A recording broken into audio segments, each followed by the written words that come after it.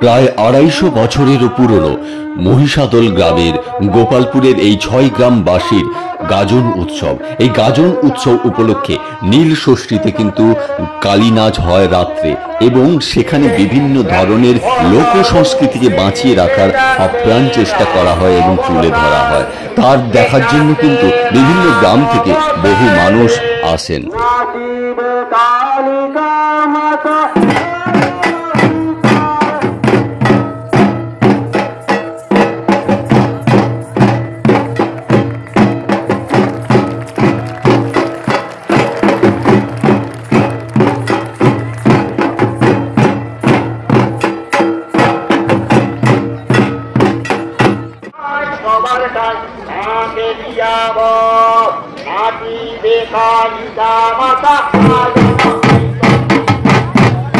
আরো দেখতে পেজটি অবশ্যই ফলো করুন এবং লাইক করুন।